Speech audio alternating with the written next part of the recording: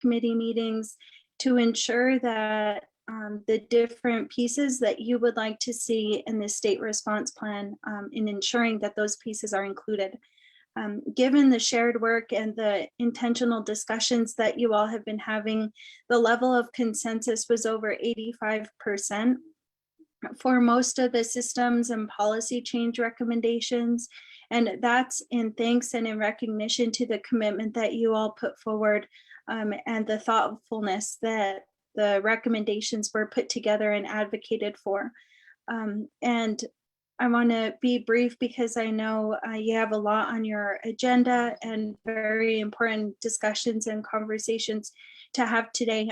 But on behalf of Secretary Trujillo and our department, we want to wish you all a happy holiday season. We hope that you all are well taken care of, that you get to spend time with your families and your communities, and that you're safe.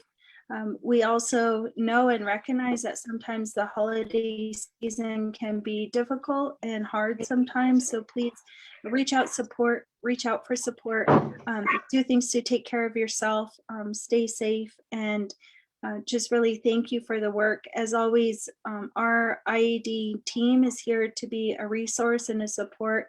So please include us and reach out to us if you need anything. And with that, I wish you all a great meeting, and I hope that you all are well, and just really thank you for your contributions. And I'll pass it back to you, Stephanie. Thank you. Thank you, Deputy Secretary Padilla and Mr. Foster, for that opening. At this point, I will turn it over to Jessica, who will lead the next item on our agenda.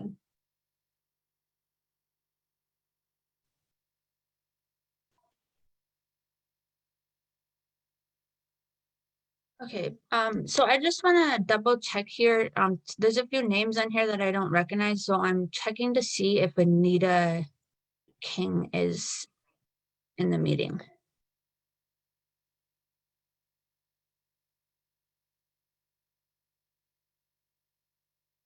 No.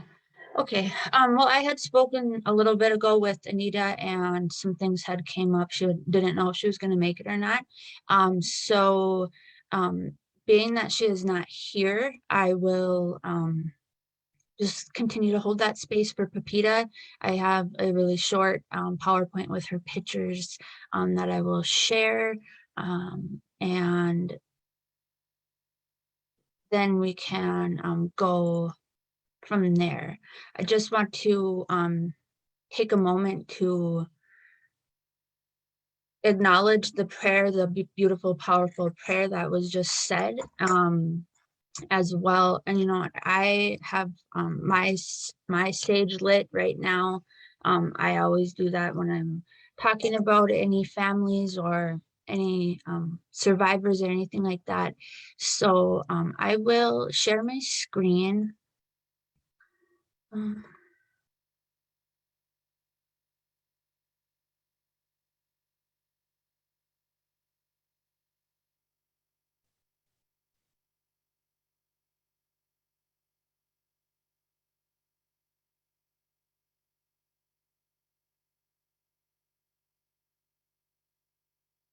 So these are just a couple of pictures in the flyer that Anita King had sent me. And Pepita Redhair has been missing since March of 2020. She left her home to go to her boyfriend's house, and her mother called and texted a few days later to check on her, and got no response. So that was unlike a Pepita to not respond to her mother. She had, this is just from my knowledge from reading articles and things like that. And, you know, I want to try to be as respectful as possible and still get the information about Pepita out there, and to the task force. But from my knowledge, she had some difficulties because of COVID, and getting a missing persons report out with, when she went to Albuquerque Police Department, she was trying to call the detectives every day, and with the COVID-19 pandemic, she said that the police couldn't interview Pepita's boyfriend or any other sources.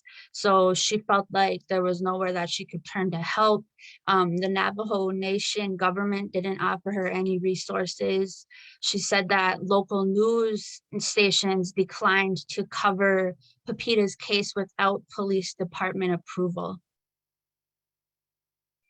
So this is when she took it into her own hands and started going out making flyers. She made all of the flyers out of her own pocket, as you know, many families are forced to do that because there are little to no resources when it comes to getting flyers out for families. On April 19th, Pepita's boyfriend filed his own missing persons report explaining that what happened. According to the police report, he and Pepita went out for a drink on March 26th. They argued and Pepita walked out. He said that he received a text from Pepita saying that she was with another man and that he guessed it might have been a man that they met while they were out the night before. Anita King has said in an interview that we actually, Stephanie and I had taken part in as well. And she said that she still remains suspicious of Kai. In an email statement, the Albuquerque Police Department said that it was aware of domestic violence history with her boyfriend and that they were checking into it. The department also noted that Pepita's case had gone cold. However, they're currently working on some new leads, and the detective that is assigned to the case has said that there is no indications of foul play at this time. Pepita's mother has just expressed how much she, you know, kind of feels alone, that she doesn't have anybody to help. She's, you know, had to make all these flyers on her own. And she really just needs, you know, she has some local advocates that organized a rally for Pepita that evolved into a protest for other missing and murdered Indigenous women in Albuquerque's TIDX Park. King had originally hoped to organize a smaller event to pass out flyers, but the larger rally drew attention of state and tribal advocates as well as local attorneys who have taken on Pepita's case. So she does have some support now, and which is wonderful because nobody should ever have to be doing this alone. This is one of the flyers for Pepita. Pepita was 5'1", 141 pounds, brown hair, brown eyes, American Indian. She has 2 beauty marks on her chin, and she has a dinosaur tattoo on her right forearm and tattoo on her left forearm. These are additional pictures of Pepita. There is a reward offered for any information leading to where Pepita is. And anonymous tips can be called into the number. It's kind of small, 1-800-222-TIPS. She is also in the NAMAS database. So if you have any information or you know anybody who potentially would have information leading to where Pepita is, please come forward, because Pepita's family and community wants to bring her home.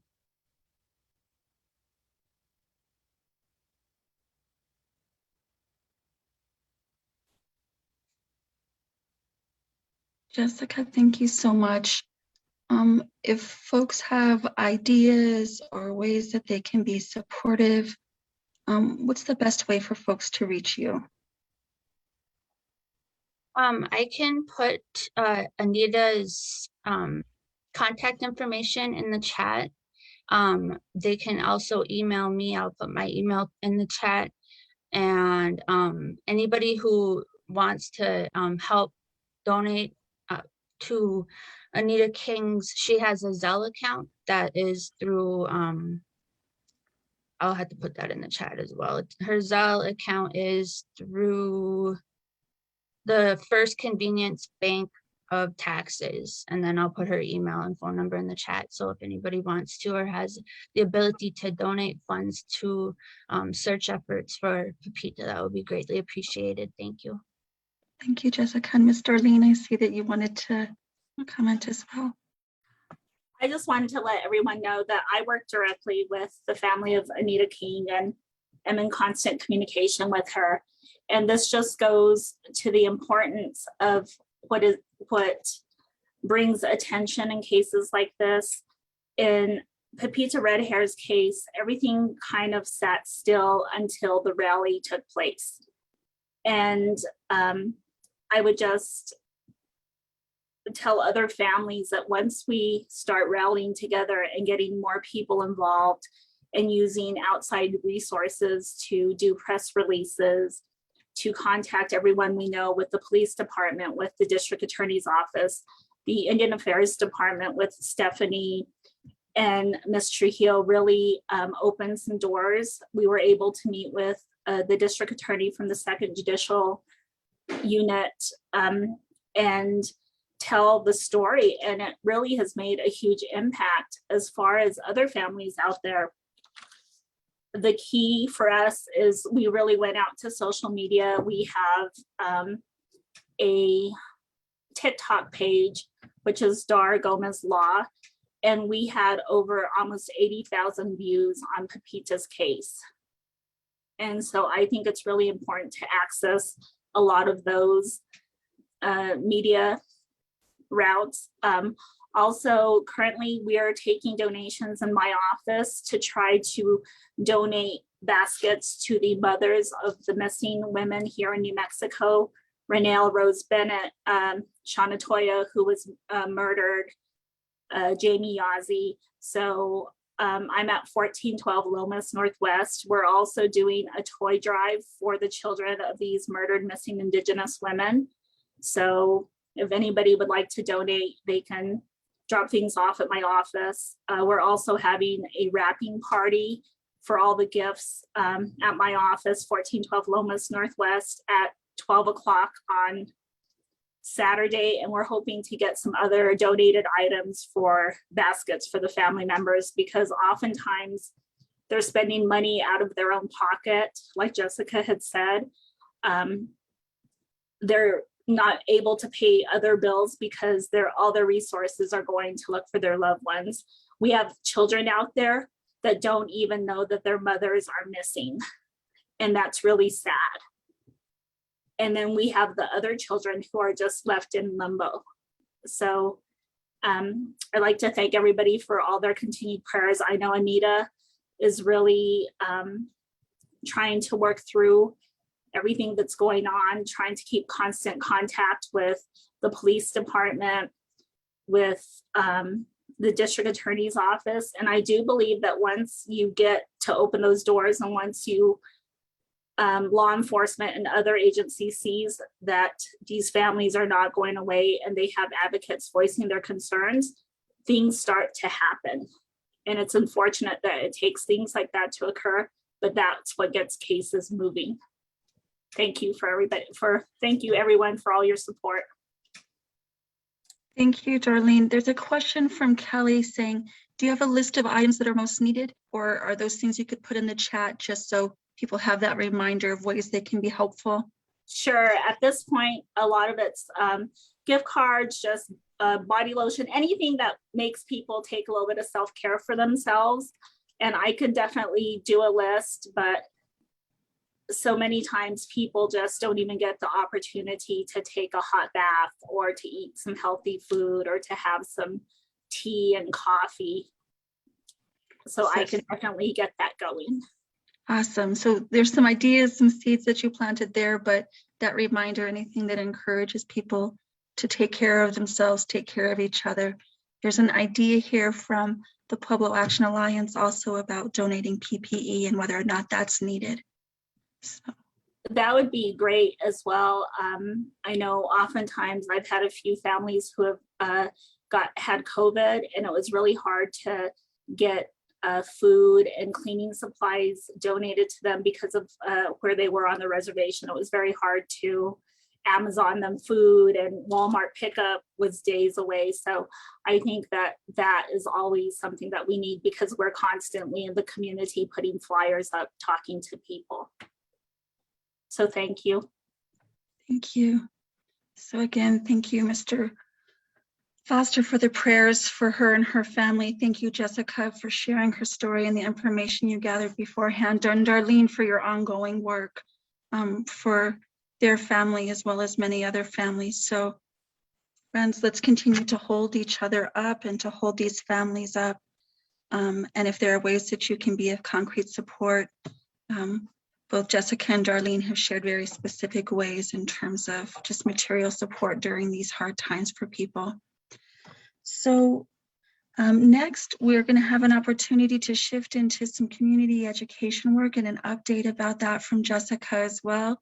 She worked with several of you to put together a community education event at the end of November. And with that, I'm going to pass it back to you, Jessica.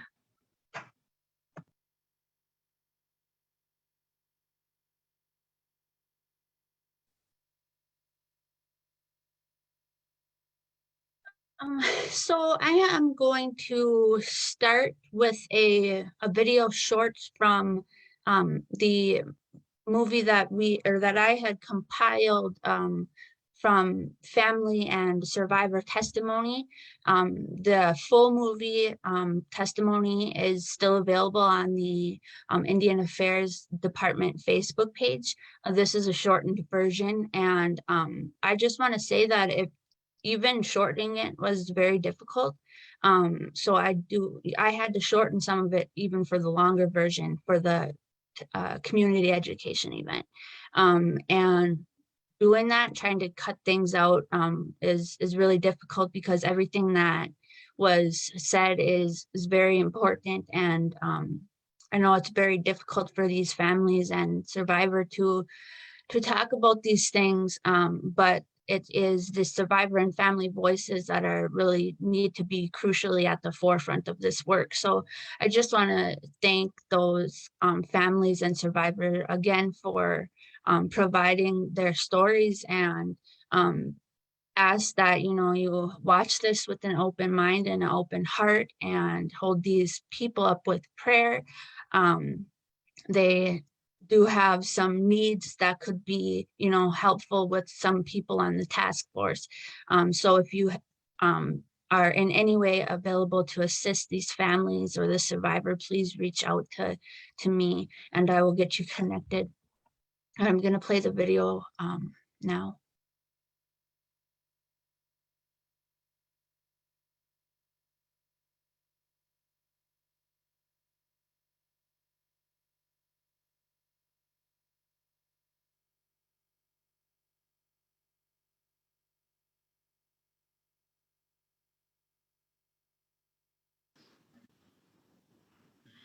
Hi, my name is Geraldine Toya. I'm from the Pebble of Jemez. Back in August 1st, 2021, my daughter had gone to the store. Her name is Shauna Toya. She's 40 years old. You can't see that?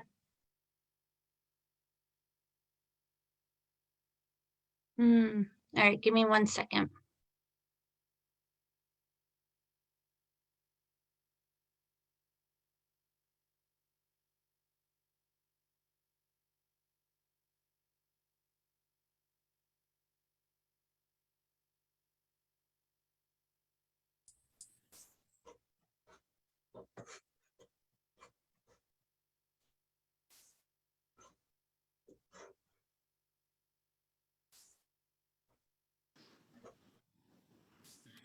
Hi, my name is see that? Geraldine Toya. I'm from the Pebble of Jemez.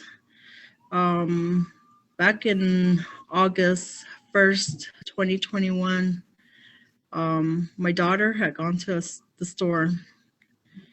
Her name is Shauna Toya. She's 40 years old. She had 4 children. That night at around 11 o'clock, she went to the store because we were supposed to meet the next day to do shopping for the kids. She went missing in about 3:45 that morning. I got a call from APD, which is the Albuquerque Police Department, telling me that they had found her parked at a park, deceased, unconscious. They tried to resuscitate, but there was nothing they can do. You know, everything that went on was very upsetting due to the fact that my daughter was a good person. She didn't do drugs. She didn't leave her kids ever. She lived in Albuquerque. She did have a home. She did have a vehicle. But for some reason, being that she's Native, they kind of just threw her under the rug. Don't really want to be there to answer my questions, but I did eventually keep fighting to try to get answers for her, as well as for me, myself, and my grandkids, her kids. It's been rough.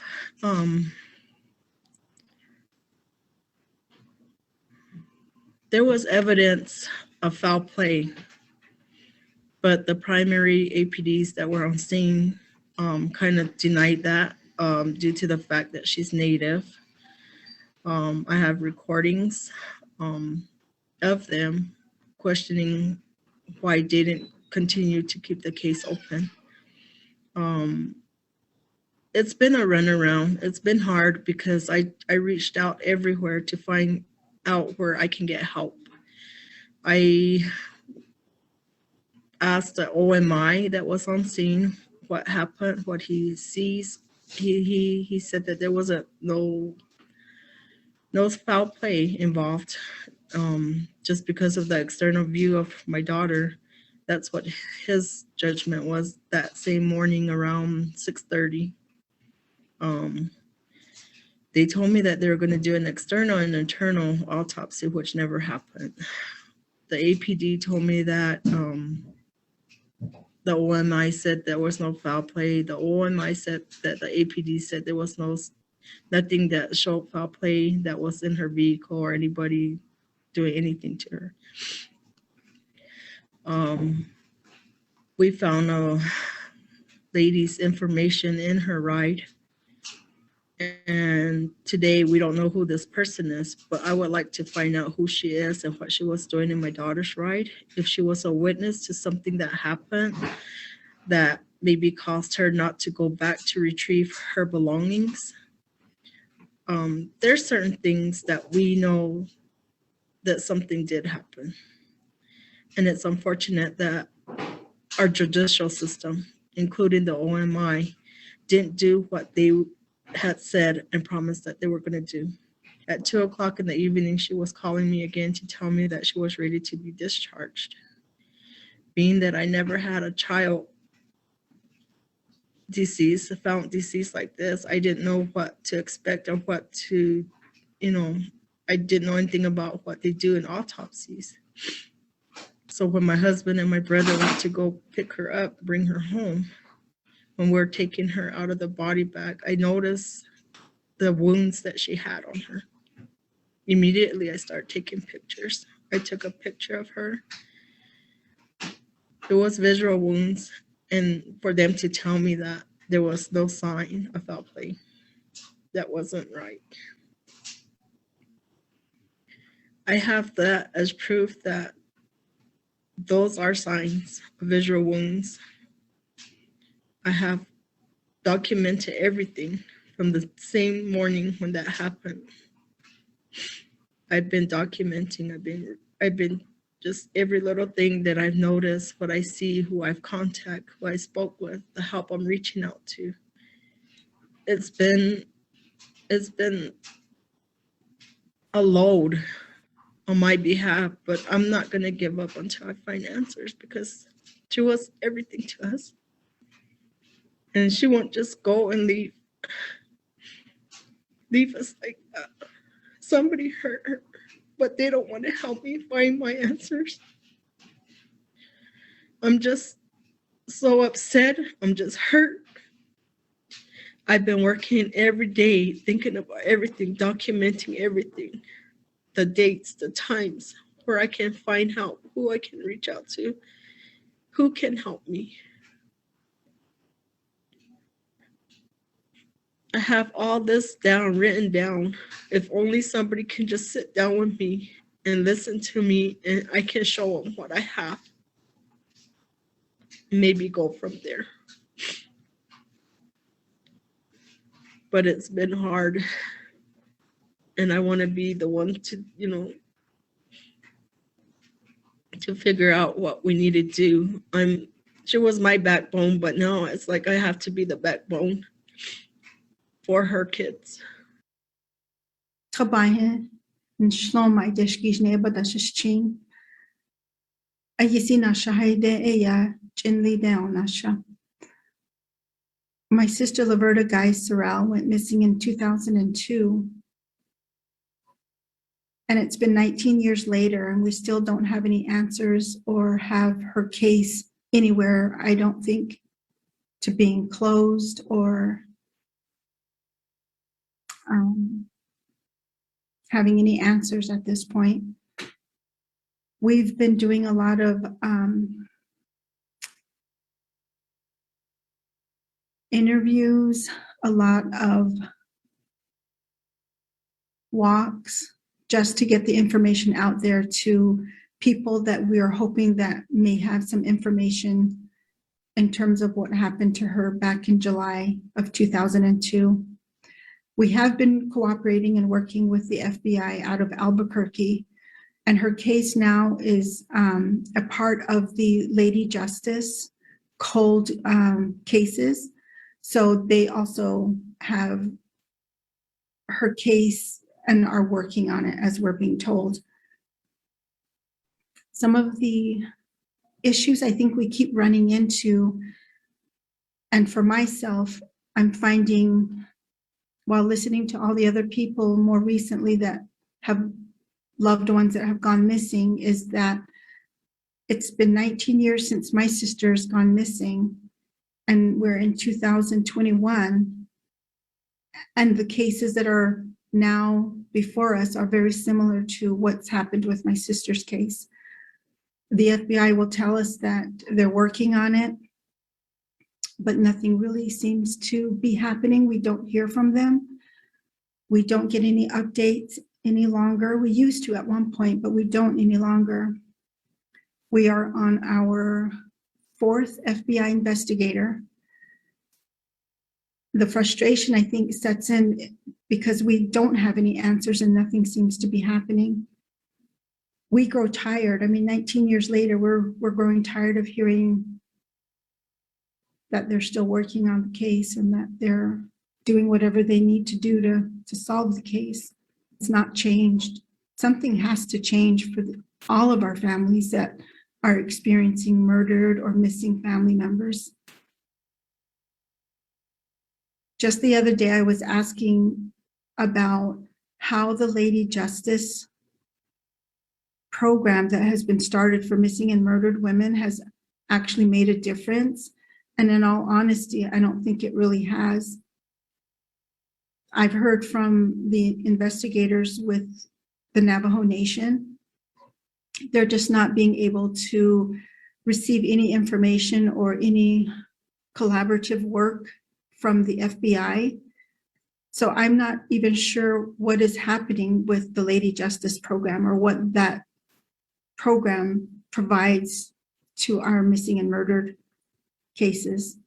I'd like answers. I'd like to know where is that collaboration that's supposed to be happening that we were told was going to happen. When is someone going to step in? When are we going to have a prosecutor, or when are we going to have the district attorney step in and start working with the FBI and pushing them to complete these cases and find answers and solve them? Something has to happen. All we're doing is playing these waiting games, and all we're doing is waiting, and I don't know what we're waiting for anymore. Wapipaw. I'm originally from Gallup, New Mexico. I'm 38 years old. I have 6 children. 2 of them are not with me, where they give out vouchers. Unfortunately, Gallup has no resources, so I had to hitchhike to get here. And I'm trying to do all I can. I've been advocating and for sex and human trafficking. So I'm a survivor of it. And I was trafficked after high school by my first husband. And I was pregnant at the time of my first child, who is 18 years old right now. She just graduated high school. My mother-in-law introduced me to the truckers at TA, and that's how this all started. I didn't know what was going on, and my ex-husband changed my appearance, and he didn't like the way I looked. And I was also going through some phase where body shaming and anorexic. I just wasn't proud of who I am. I was ashamed because other girls, and it was just a lot mentally. And abuse happened during my pregnancy with my first child. He pushed me, he hit me, and I had no way out. He isolated me like an abused person would do.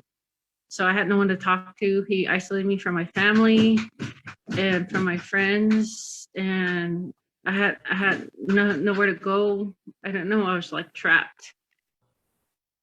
And I called Battered Families, and Brenda Padilla, she's one of the best case workers that I ever worked with in so many years now. And I called her that morning and I told her I was raped. So she ended up calling the police, and they ended up coming to my apartment and doing an investigation. And the guy that did that ended up getting arrested, and he said it was intimate, which was not. And I cried so hard that day and right now, just to get my daughter's school, walk 2.5 miles up and then come back down again. And it makes me vulnerable walking and men seeing me this way again. And I'm scared because there's so many of our people that are missing, that are murdered, a lot of things are injustice and people are not hearing. I've been also trafficked by a fire chief in Gallup. I was having bad anxiety. I wanted to be a firefighter also. I was going to the training for a week. He ended up touching me in a way I said no, and he kept going, and he was checking my pulse, and he started putting his hand through my shirt and then started taking advantage of me. I was also trying to pursue the case, but I was afraid that I would get blackmailed or people would, guess you could say, stone me because he's well known in the city. And also an investigator. Yes, an investigator. I was also trying to stop the drugs on the street. So yeah, I was like a rat, believe it or not, because I got tired of the people trying to be on drugs. So I had to do something about it. And I ended up being a commodity through an investigator on the side, which I didn't like. He would text me sexual stuff. And he was like, I'll pay you $100 if you do this for me. It was really bad. They think a woman is weak, especially a Native woman. They think that we're stupid. They think that our voice doesn't matter. They think we shouldn't coexist, but yet we have kids. And yet our government is still trying to sterilize our voice, our fertility, and of who we are. And I'm tired of that. I'm tired of people trying to emanate the fact that I'm Native American and I should not be here. Enough is enough. I blame the government. I blame this was all set up in some way where we were supposed to be in this, which is controlled, which it should not be. I'm angry, I'm pissed off, I'm frustrated and mad because I've been through a lot of shit. I've been through hell and back, and I'm tired of it. So I'm fighting for my life, and not just mine, for others who don't have a voice out there. My voice should matter because I'm existed here. My kids, what's going on? We know that there's something wrong. We're not stupid, and I come to tell you that that's why I became advocating. That people that see this, that you have an open mind, that you have an open heart, that you understand what a Native woman goes through, that you understand the fact that you're not alone. And every person that has a little girl or a little boy, to teach them the right things that even we don't know. I had to take parenting class. I had to educate myself through this whole thing. I had to reach out. I had to do resources. I had to get mad. But you know what? I think now is now it needs to change. I'm sick of the cycle. I brought you in to change it. But if it's not changed, then there's something wrong here, that you're not doing your job like you're supposed to. You're embezzling money or something. But honestly, you're doing something wrong. And that needs to stop. Thank you. That's all I have to say.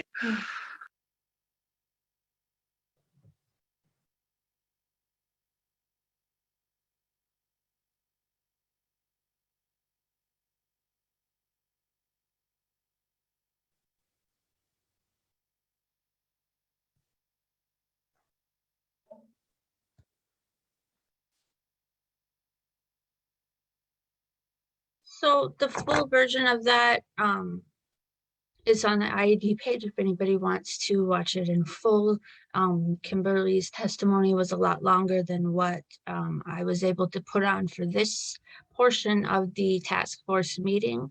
I do encourage anybody and everybody to go watch the full movie. I just want to take 1 second just to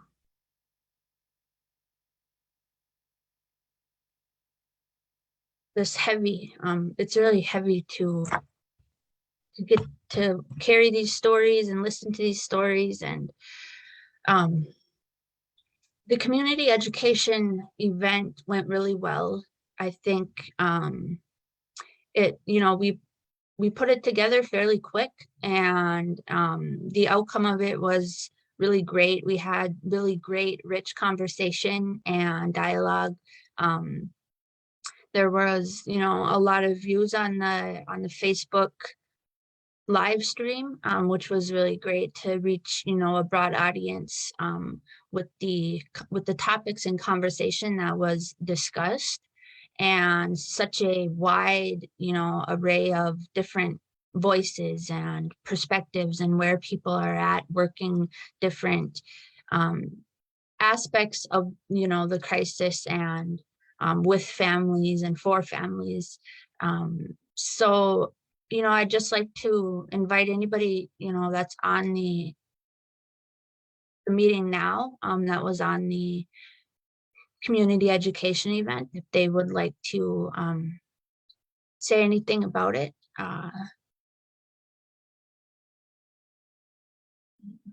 Anybody is on here.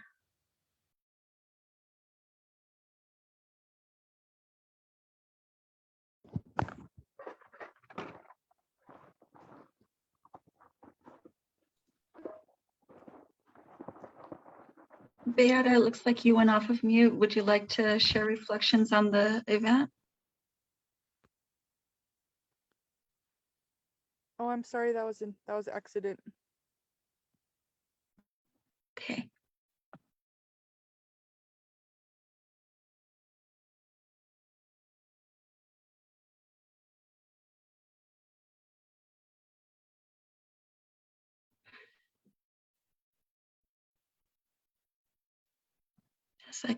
Jessica, I think folks are taking a lot in.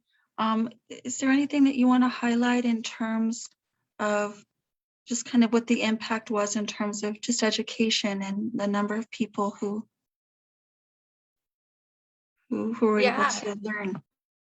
I think from where I sat in the event, it was really powerful to have the voices that we did have on there. We had different organizations, departments, and it was, the conversation was powerful all around. Throughout the whole thing, we went over time because it was we had, everybody had so much to say about every conversation. And I think one of the main things for me that really stood out and resonated and continues to stick with me is like the conversation around what needs to be done for youth and to protect our youth and bring, you know, awareness to the trafficking and red flags of, you know, trafficking and what needs to be done in communities to not only educate our youth, but also our communities and what they need to be looking for and how we can help vulnerable youth so that they do not fall victim to trafficking. And, you know, I can speak from my own personal experience as a survivor of trafficking. And a lot of that, you know, what I spoke about was being groomed online into trafficking, and how much of our youth are online now, especially because of the pandemic and how that has exacerbated vulnerabilities in our youth. And for me, that was, you know, one of the biggest and most important things to get out was to, you know, really make sure that people were aware of how many different red flags there are, and how to watch your child's social media all the time. And I had said, you know, that I have a 14-year-old daughter who I tell my story to, and who knows exactly what happened to me and knows not to, you know, talk to anybody that she doesn't know online, because you can so easily become, you know, under the, I will say, under the spell of a predator. And that's, you know, what happened to me. And another thing that was also talked about was wanting to set an education, or, you know, go into police academies and educate them on MMIWR. And that's actually something that, you know, I have recently just done in my program. I'm in a legal studies program. I actually just had my last class today, so I'm done with school. But I had, thank you.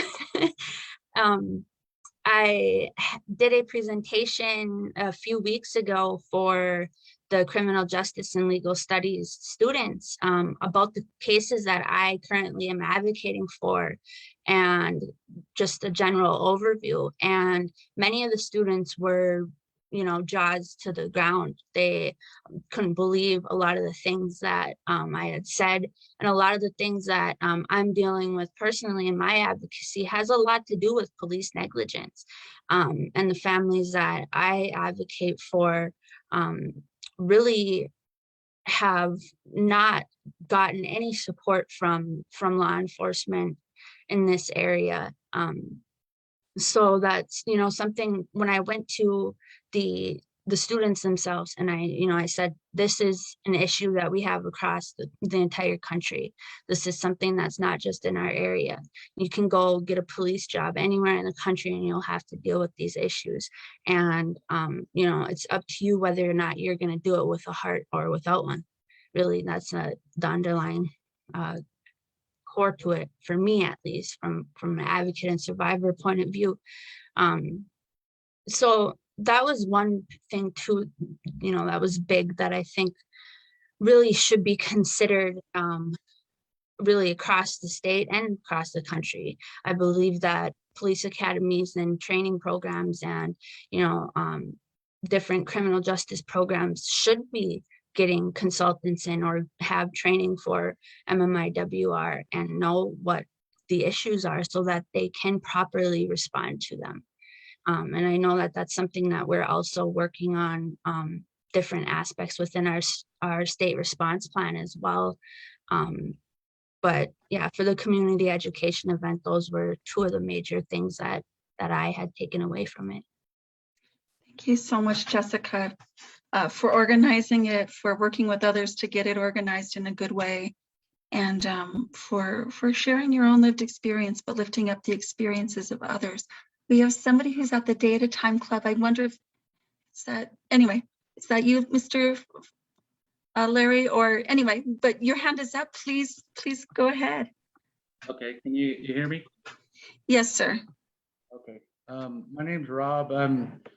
I guess they explained that I took the Eagle staffs up to North Dakota or South Dakota to Bear Butte and for the MMIW motorcycle run. And I was just listening. I don't know if you guys do know that the Bureau of Indian Affairs Office of the Justice Services has the unit that was just recently developed. I think it was called the Cold Case Unit, but I'm going to share this information. This information was given to me by an officer named Sean D. Garnez, and his unit is, their unit is basically all of the United States. So a lot of people do not know. If you do know, they have the murdered and missing Indigenous people, there's a lot of them.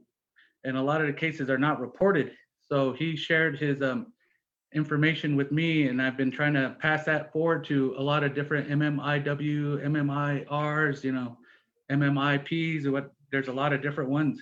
And the one that I've been helping is the medicine wheel riders out of Arizona.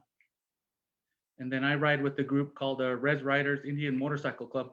So we do work with different entities and different MMI purposes. So I'm gonna put this phone number and his email in the chat so people can see it. And if you guys need to share it, he said he's more than welcome. As many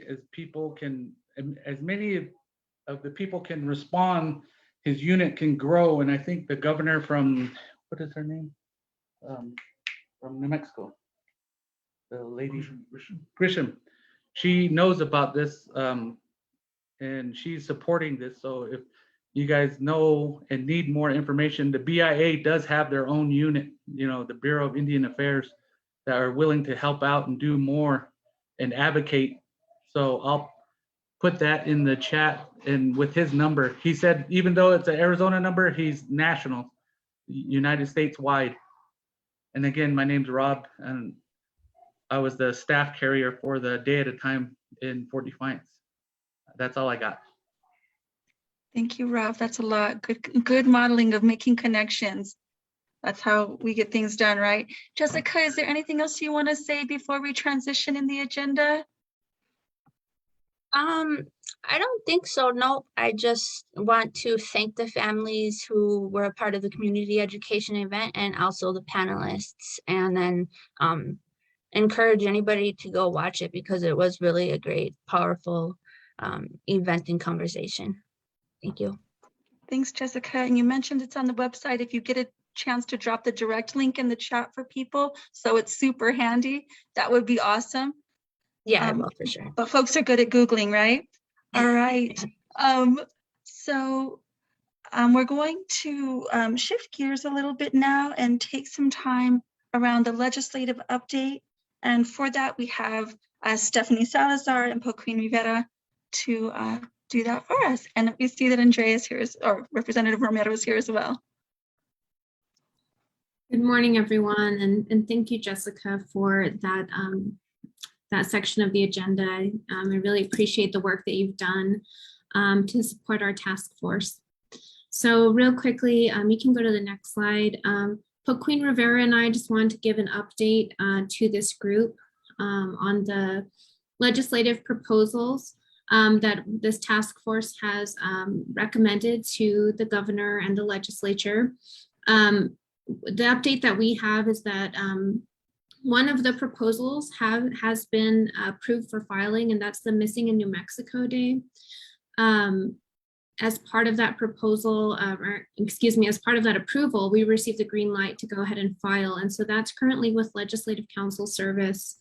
And we should have a draft of the bill soon to share with the task force. And so as soon as we do receive that draft, we'll pass it along to this group and seek any of the feedback that you may have. And so right now I'll turn it over to Joaquin to give a few more updates and also to introduce herself. Thank you, Stephanie. Hi, my name is Poqueen Rivera. I'm the Director of Government Relations and Policy for the Indian Affairs Department from Puakio Pueblo. Excited to be working with Stephanie and the task force on the legislation this year. So as Stephanie mentioned, we did get approval for the Missing Persons Day to be on the governor's call. As probably many people know, it's the 30-day budget only session. And so any legislation not related to the budget needs to get approval by the governor's office. So we're really excited to have her support. In addition to the support of our sponsors, Representative Romero, who's on the call, and I think Representative Lewis is also going to be co-sponsoring that bill, and potentially other folks on the House side. On the Senate side, we've secured Senator Lopez, really strong sponsor. I know has been involved in the task force to be our lead sponsor in the Senate, and there may be additional co-sponsors that we'll announce at a later time. So the proposal requests an appropriation of $150,000. The governor is working to get that into her budget that she'll submit to the legislature. So we have a lot of support from the executive going into this session. Throughout this session, I'll be assisting Stephanie and our sponsors with the legislative process. We're working to compile a mailing list that we can send out to everyone on the task force and other interested individuals and organizations that are interested in advocating to see this bill move forward. So we'll be letting you know where we're at in the process, when our bills scheduled in committees, when we need assistance for advocacy. And I think that's it from me today. Thanks, Stephanie. Thanks, Queen.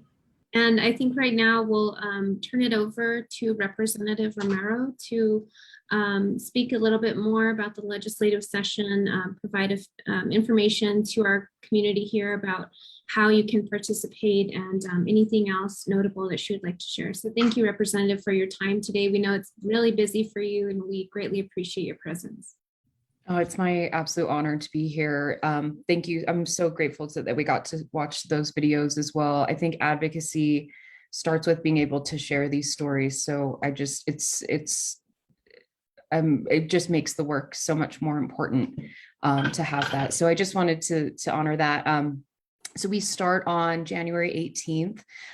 So day one, we're hoping to, I'm guessing, probably have two pieces of legislation, one that begins on the Senate side, one that begins on the House side, and just what we call mirror bills. So we'll try and get them as quickly as we can through each of our chambers, and whichever sort of wins the race, we'll follow it through on one side or the other.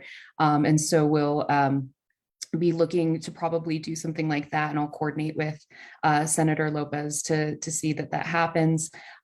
We are unsure about what committees will be going through. I'm guessing it'll likely be state government and Indian affairs, as well as perhaps either consumer and public affairs or judiciary, depending on whether or not the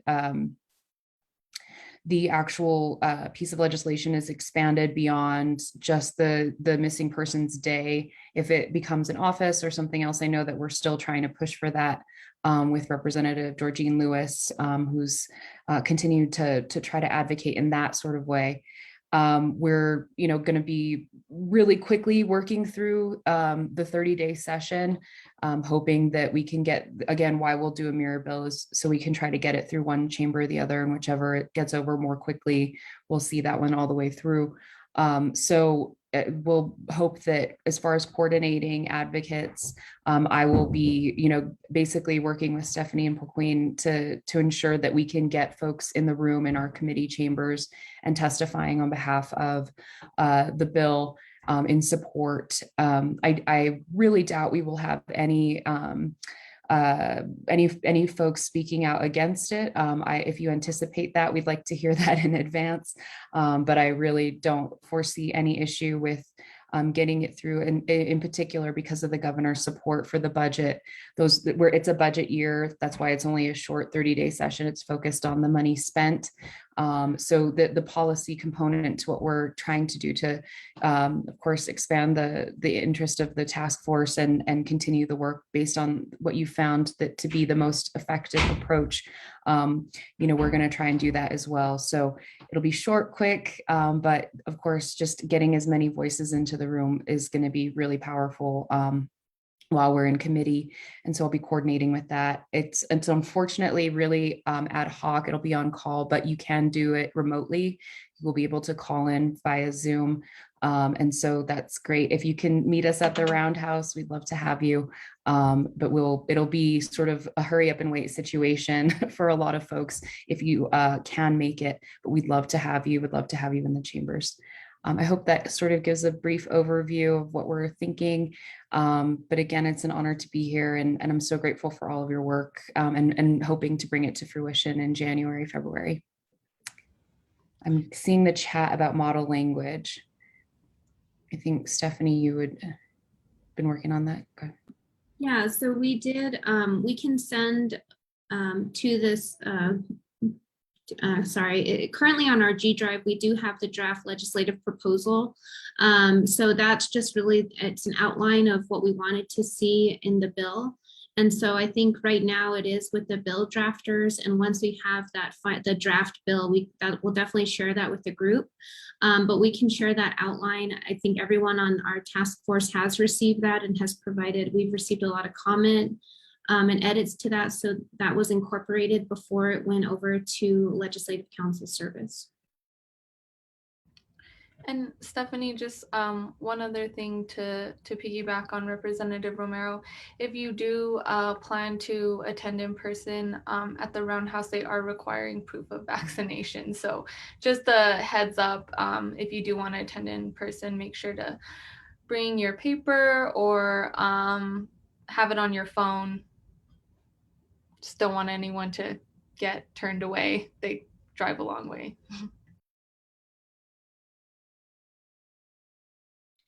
And Representative Romero, do you know, in terms of people participating on Zoom, will it work the way it did during the last session, where it was a little different in the House and the Senate, or is that to be determined? It's a bit to be determined, just because we've only been working through, only a few committees have been working in this, even the special session that we're in right now, but they're still having sort of that hybrid available. I don't know what the Senate is planning to do. I'm hope that we can talk with Senator Lopez as far as the preparation.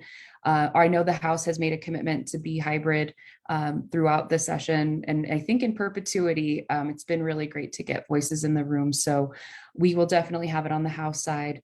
So I'll keep in touch with the Senate and see what Senator Lopez thinks is coming down the pike. It's been favorable to continue to have remote available. So we'll see if they hear that too. So I'll keep in touch and let you know. Thank you. And then Queen, just one follow-up question for you, if that's okay. You had mentioned developing a list. And so, sometimes people are participating as part of their jobs and being creative and part of the solutions and problem solving. That line is very clear that they can do that within their jobs. Sometimes, people have to be careful what hat they're wearing when it comes to direct advocacy around legislation. And so how should people let you know if they need to use another email besides the one that they've been using for the task force, just to keep everything on the up and up with whatever the restrictions are at their jobs? That's a really good question. We have not exactly figured out the vehicle that we want to who's actually going to be the person who's going to send out all of this correspondence. So once we kind of figure that out, we can let people know to send in their contact information if they want to get updates. I mean, I'm sure even for people who are participating in the as a part of their job, but may not be able to participate in the advocacy for their job purposes, they may want to know how the bill is progressing. And if they want to join in from an advocacy perspective, I think we can include a separate email address for them. But we will send out more information about how to get on that mailing list. I would also recommend just having a text string of folks. If there's a group text that can be easily sent out, I'm happy to shoot updates like that as well, to just send a message. Sometimes that's the most effective for us while we're in session, to just inform everyone quickly what's going on, especially if things move. That's the hardest part, is if we're going to be waiting longer, or if something shifts in that way. So text messages is a great asset if there's an availability for that as well. Thank you. Thank you. Logistics, the fun stuff, but no, really appreciate it. Does anybody else on the task force have clarifying questions for Representative Romero or Poqueen or Stephanie? Excellent. Well, thank you so much for coming again. As Stephanie said, when we know you're super busy, we appreciate it. So Stephanie, do you want to give folks kind of a recap, a reminder from last time of Mark's presentation and what he's going to be sharing with us? Sure. Thank you, Lily. So I'm not sure if Mark is on the call. I see Brittany is here. But we've been working with the New Mexico Attorney General's office. They've presented their proposed legislation to the task force at one of our prior meetings, and they also provided an update to the data subcommittee. I'm wondering, if Brittany, if there's any new updates that you or Mark would like to provide today, we want to give you that opportunity. Otherwise, just letting our team know that there is a revised proposal, and that's uploaded on the G Drive. I can also send that out again today after our meeting. So it's on the top of your inbox if you want to take a look at, where that language is at currently. And yeah, Brittany, is there anything you would like to add at this time? Or Mark, if you're on the call and I don't see you?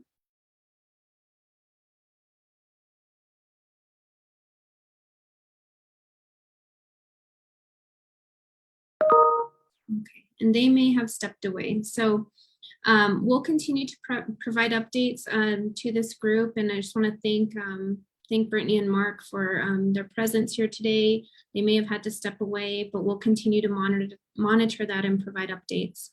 The next thing I wanted to draw everyone's attention to is that you have all also heard a presentation from District Attorney Raul Torres. That was one of our very first meetings, I think back in August. At the time, they were talking to us about their crime strategies unit and their intent to establish a subunit that focuses on MMIWR incidents within Bernalillo County. And so, they provided us with an MOU, and that's been shared with our task force, and feedback has been offered to that MOU. We are moving forward with that currently. And I just wanted to give Mr. Adolfo Mendez an opportunity to speak to the task force and provide some additional updates on where we're at currently and an event signing that's coming up this Thursday. Thank you, Stephanie, and thank you everybody on the call. I have to start by saying that I'm always humbled and honored to speak with this group and participate. The stories we hear are so impactful and drive us to action. And so, hearing the stories on the video, there's definitely things that we'll want to follow up on within our office. I'm very pleased to share with you all that, as Stephanie noted, that we'll be entering into an MOU with IAD, and dedicating a subunit of our crime strategies unit to work on murdered and missing Indigenous women and relatives issues. On the call today, and then she's kind of doing multitasking, but her name is Kaylee Otero. She's going to be our first crime analyst dedicated to this work. And so we are ready to hit the ground running and do what we can to listen to folks' stories and take action based on those stories. So on Thursday, we will have a signing of the MOU and formally dedicate that subunit of our crime strategies unit. It'll be at the Indian Pueblo Cultural Center. We're looking at 1 p.m. Secretary Lynn Trujillo will be there, D.A. Torres will be there, and Governor Michelle Lujan Grisham will be there as well, offering their support for this work. So as Steffi noted, it's been many months in the works to try to make this happen, and we're glad to be able to go in this direction and provide this whatever support we can. So anybody here is invited to join us. Again, it'll be at the Indian Pueblo Cultural Center. We're looking at 1 p.m. To do that there. So I think that's all the updates, Stephanie. Just very glad to do what we can and to keep listening to stories and taking action.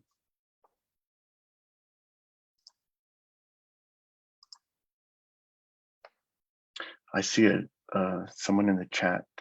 What is the date? It is this Thursday, the 16th at 1 p.m. Thank you. I was trying to quickly grab that information so I could plug it into the chat. So yes, this Thursday, the press conference, if you're able to join, if you could just send me a quick email so we know that, you know, who to expect, and if you have any difficulty, it's going to be tentatively in the courtyard at IPCC. We'll probably show up there around 12:30. The district attorney's office will be there in the morning to get things ready. I also want to let folks know that we'll be presenting that morning to the All Pueblo Council of Governors to get their support. We drafted, the district attorney's office drafted a resolution that we presented to the Pueblo leadership on last week. There was support to take that before the larger council. And so we'll be presenting that on Thursday and hoping to get their support through this resolution that just, again, outlines their consideration and support of the partnership that we're engaging in and the work that's to come. So thank you, Adolfo. Are there any questions at this time regarding the signing of that MOU?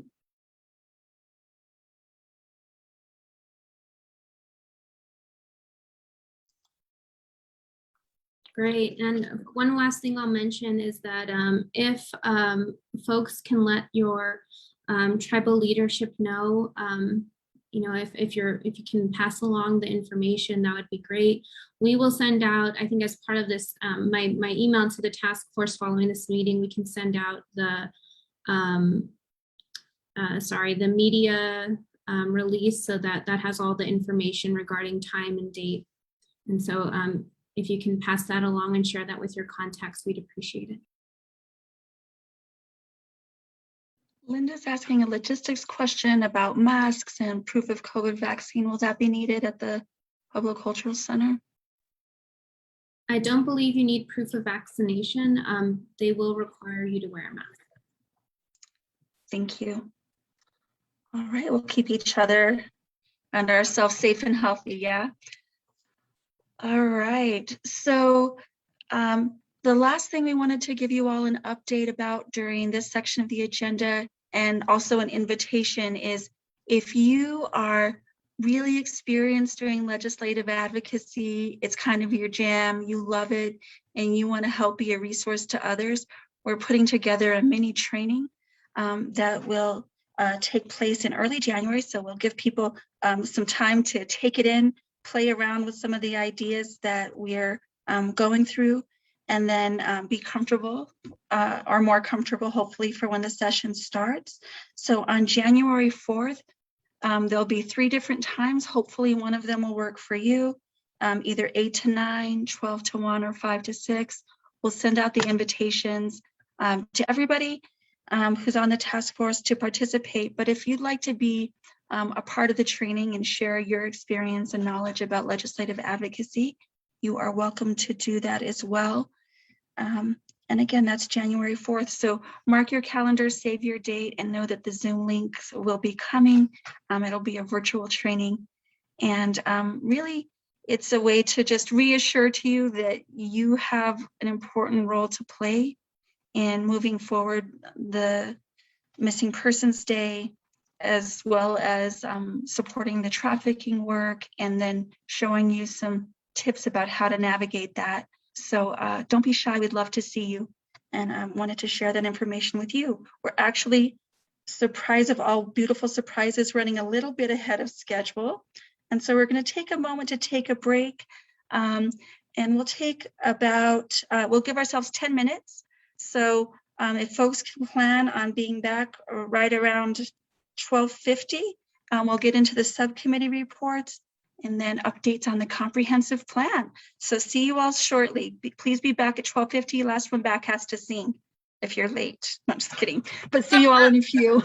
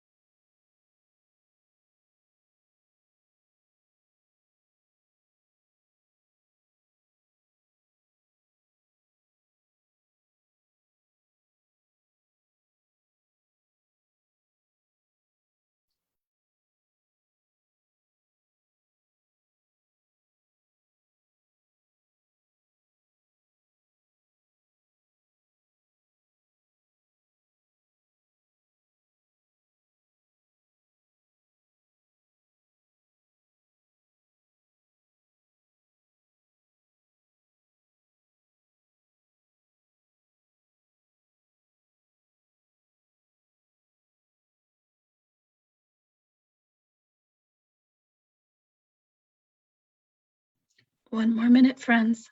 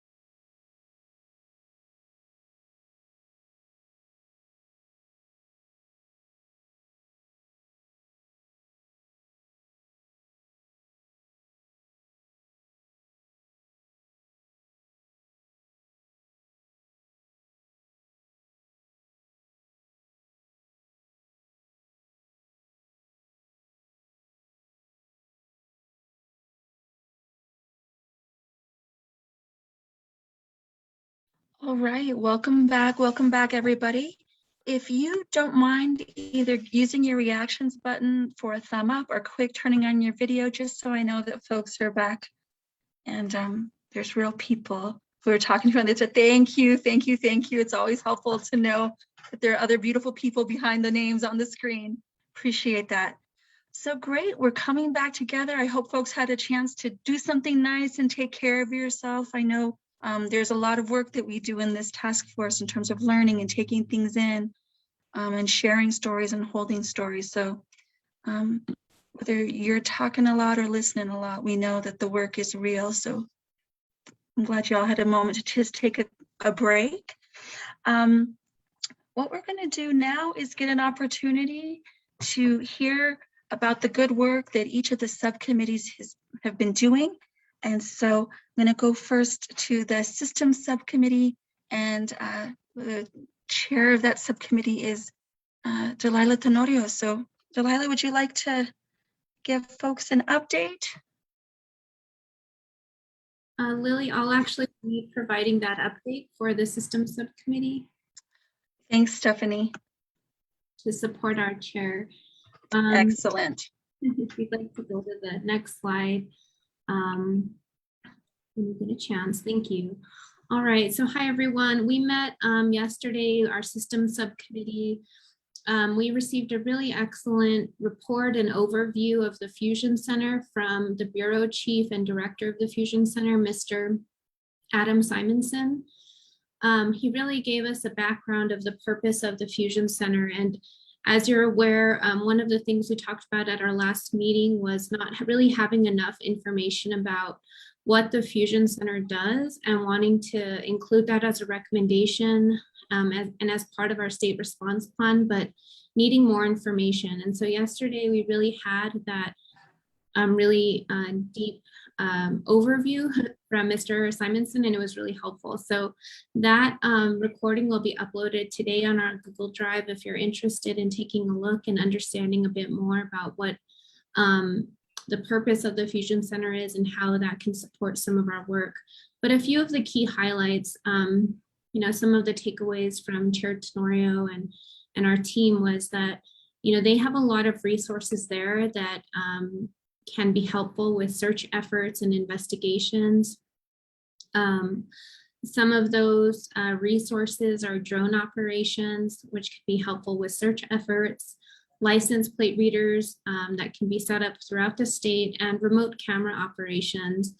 They also provide investigation support. And so they work, you know, hand in hand with local law enforcement, not necessarily to take over an investigation or, you know, they play a supportive role is what I'm trying to say. You know, I think the details and how this works, you know, especially when we talk about providing these services within a tribal community, it sounds like, you know, there will need to be support and approval from tribal leadership.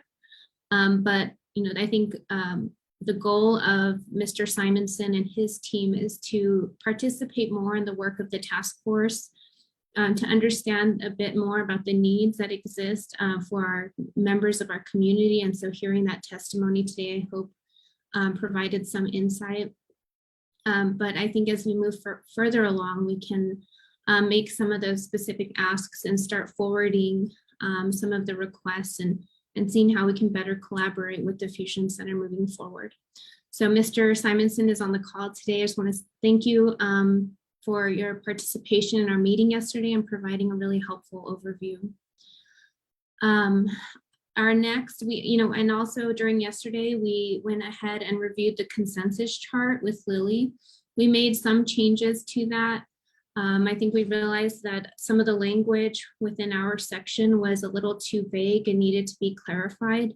So in the drafting, those are areas that we will work on to clarify the recommendations to be a little bit more specific so that we can avoid, some of the vague language that I think is in there currently. And finally, I'll just say that our next system subcommittee is tentatively set for January 12th. The members who were on the call yesterday confirmed that this time would work for them. But we will send a poll out to our larger subcommittee group and see if that time will work for everyone else. So that's all I have for the system subcommittee. Delilah, if I missed anything and you want to jump in, feel free. But other than that, thank you. Appreciate it. Thanks, Stephanie. Does anybody have, I'm seeing the thumbs up from Delilah, so you're getting the seal of approval. Does anybody have questions for Stephanie or Delilah or other members of the committee?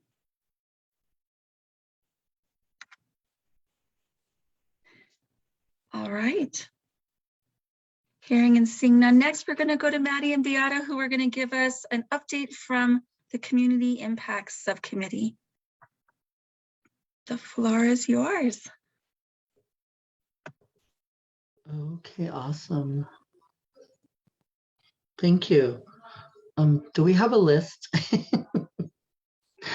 Oh my gosh, I need to we need to do something that's similar because I like the way that's being done. So hi everyone, thank you for having us.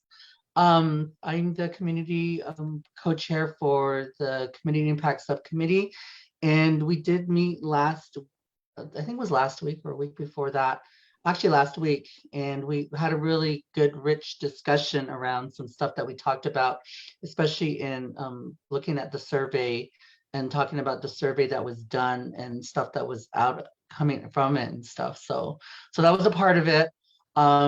We also talked about the proposal. So we're thinking of having like a presentation to be done to the whole group around LGBTQ populations.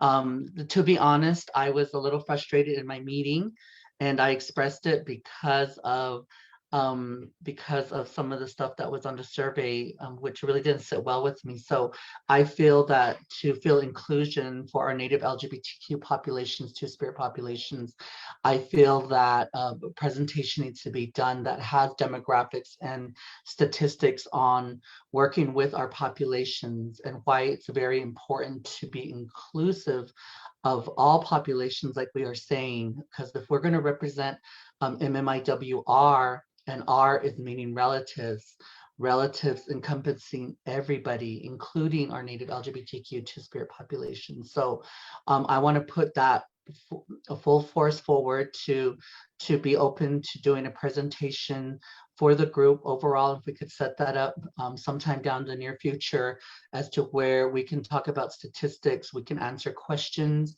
And I myself have done a lot of trainings around how to provide services to our community with service providers.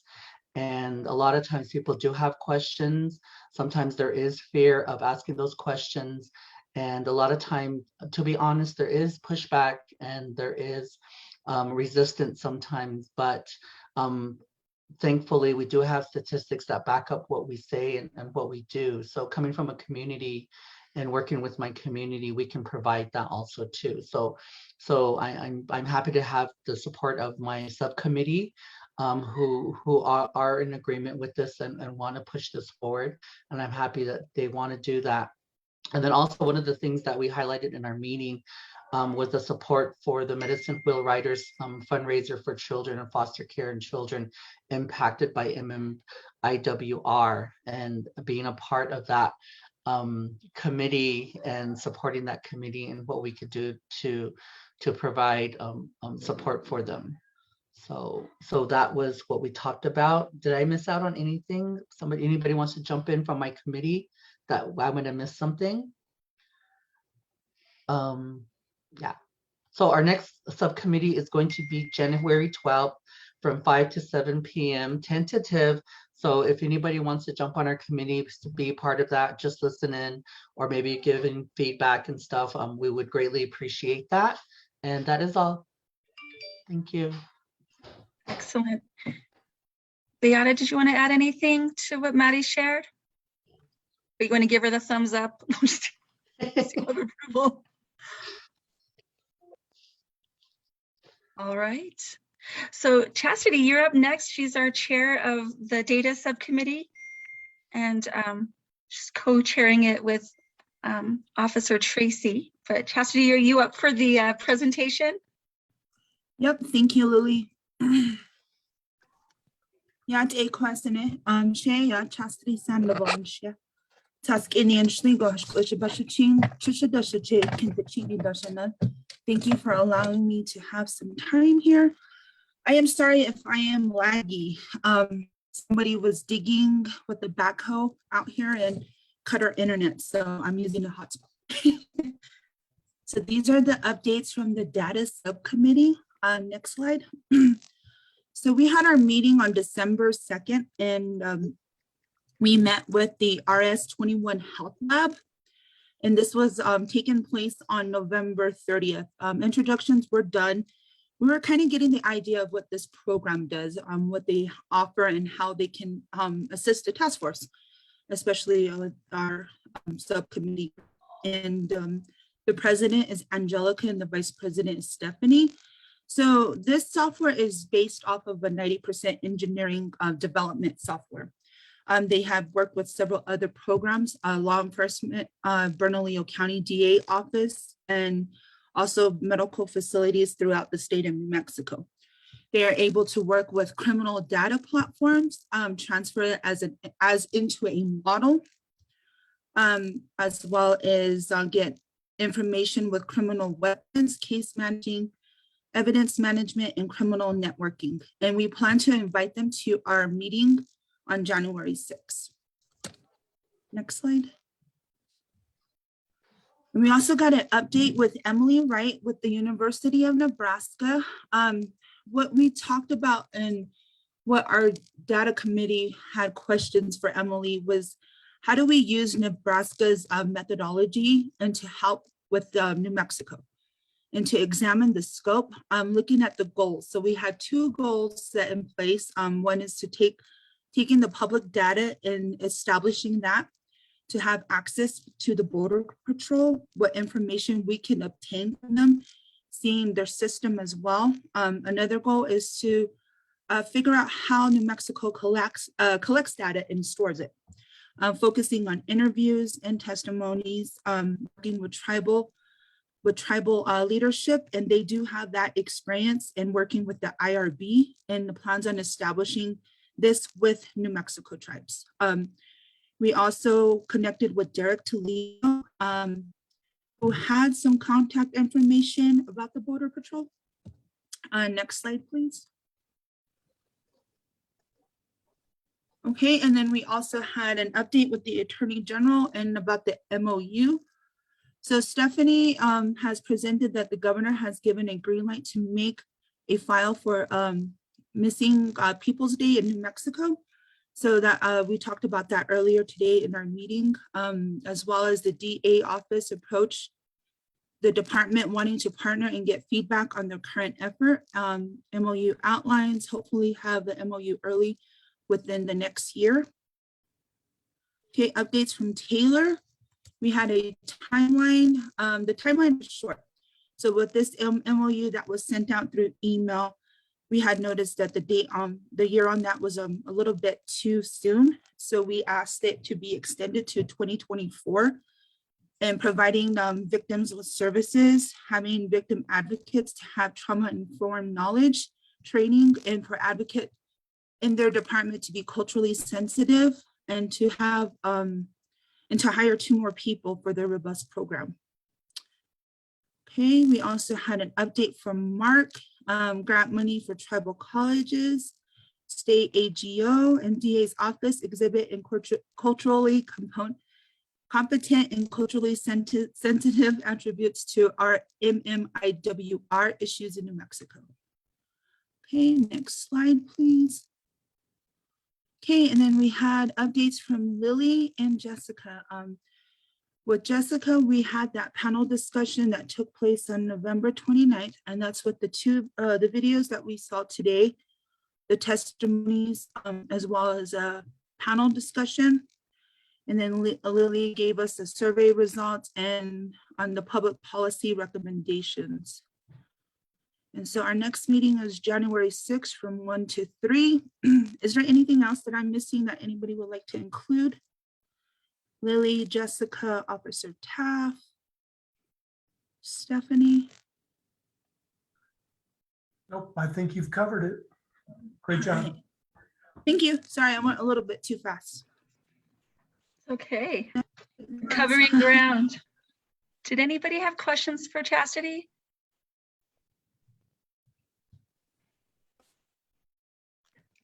I don't necessarily have a question, but now that I was just thinking about it when Chastity was talking about the data from the border control, when we had the presentation in the systems subcommittee yesterday with the Fusion Center, one thing that he had mentioned was that they have a really close working relationship with the border control and with Mexican authorities. So I think that the Fusion Center could be possibly really helpful in obtaining that data. Thank you, Jessica. Do you think we can maybe invite them into our group to give a presentation and to talk with the sub-data committee? I think so. I know that Stephanie had set that up, and he actually was able to present on a really quick turnaround. So Okay. we can definitely make that ask for sure. Yeah, let's make it happen. Thank you.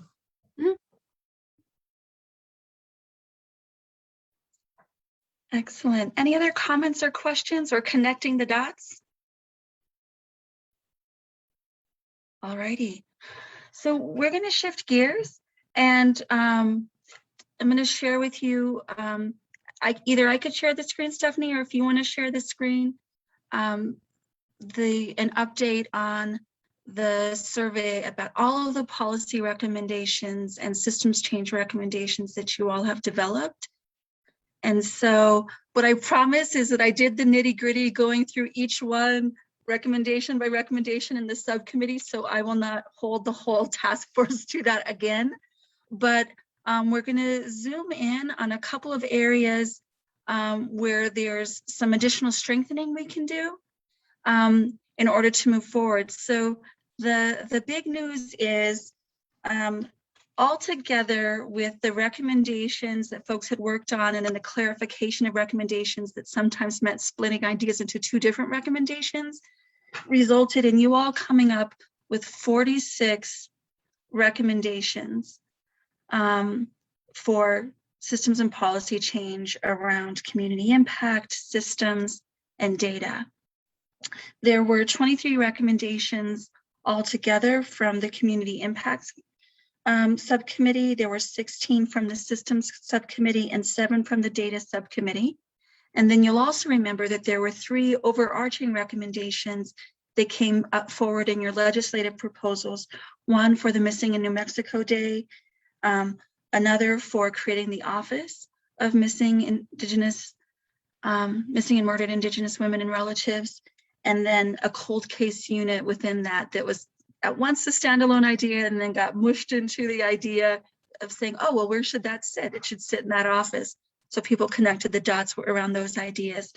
So altogether, you all are recommending moving forward 49 recommendations.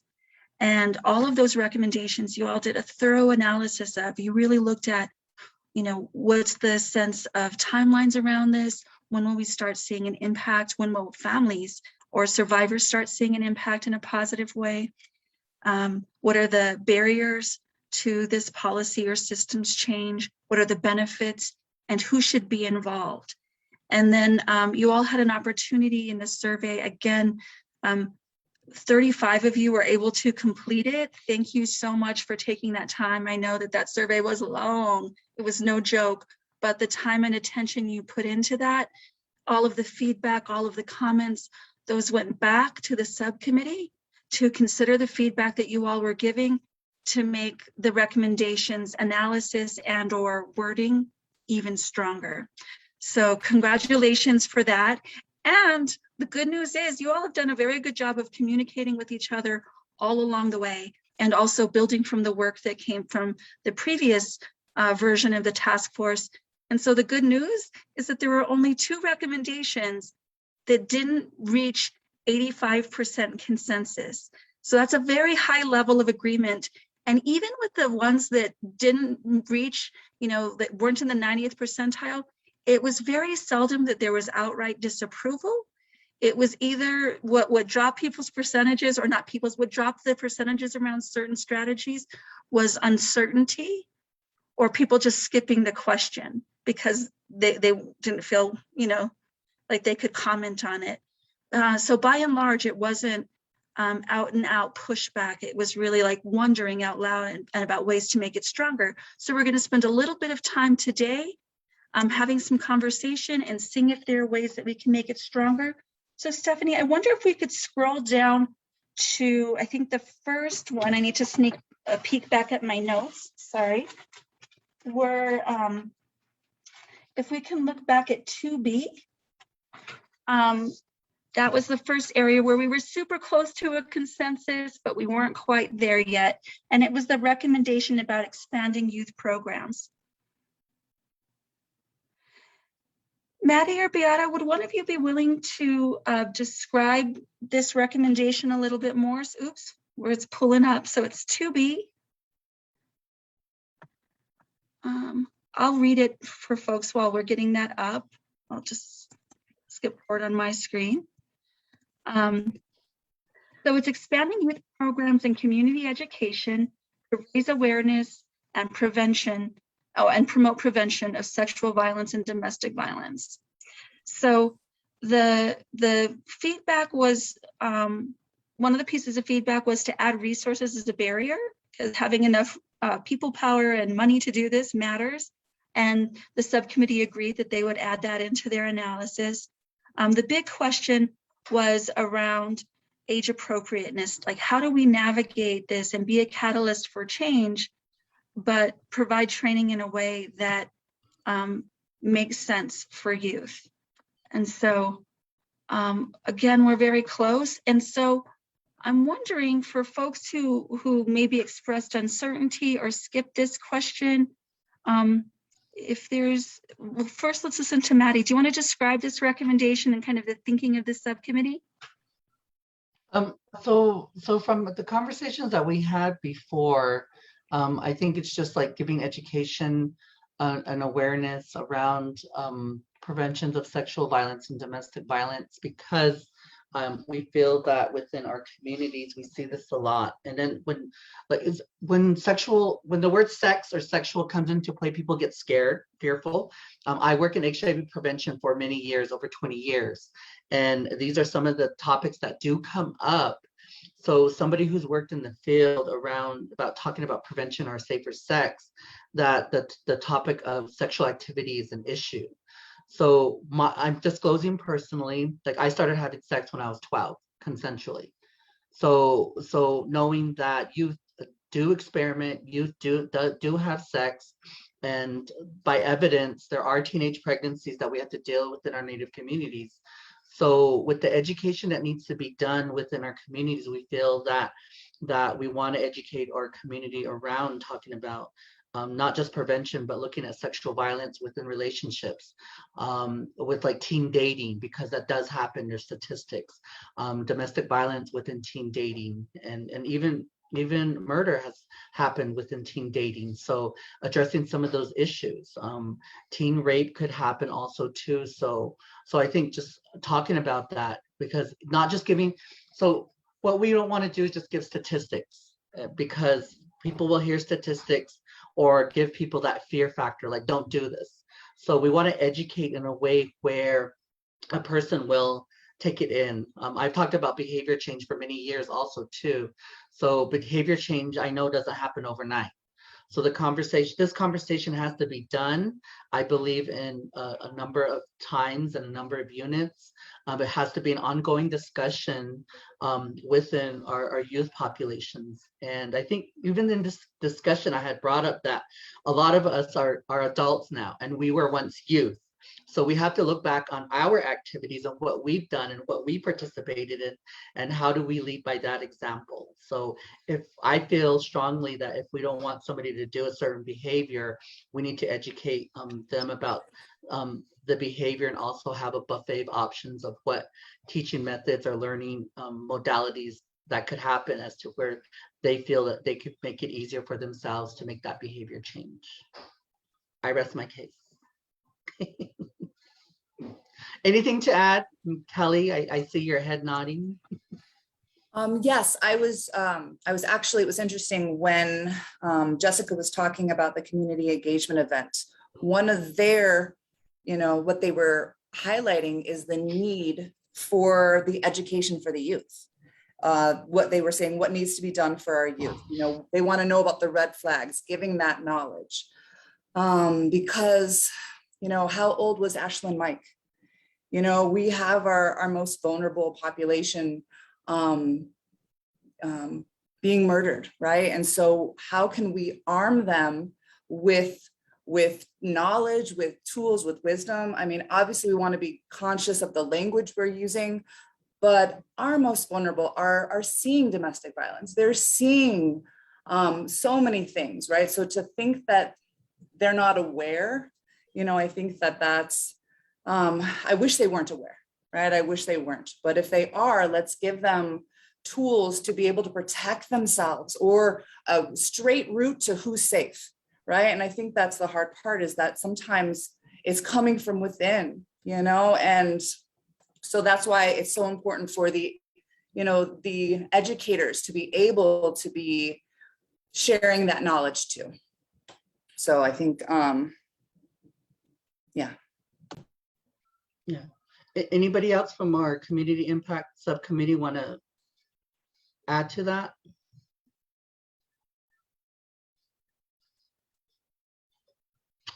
Nope.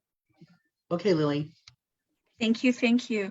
So now for folks who maybe skipped this question or marked uncertain, as you've heard more about it, as you've heard about the care and attention that will go into framing these, both in ways that match the age of the group of people who are hearing, that really speak to the realities, as well as the cultural norms of the communities that will be, learning about healthy relationships, but also preventing sexual violence and domestic violence. Does anybody have outstanding questions that you would need answered in order to feel comfortable moving forward and supporting this recommendation? And if I miss your hand, because I'm looking at the screen too, please feel free to unmute and weigh in. Don't want to leave anybody out.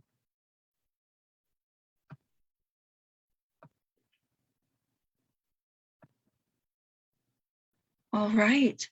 So it's, if you believe, if you feel like it's fair to say that Maddie, Jim, and Kelly Gilbreth have, explained this recommendation in a way that you could support it, can you go ahead and let us know if this is something you can support by raising your hand? So go to the reactions button and hit raise hand. My vote doesn't count, I'm just demonstrating.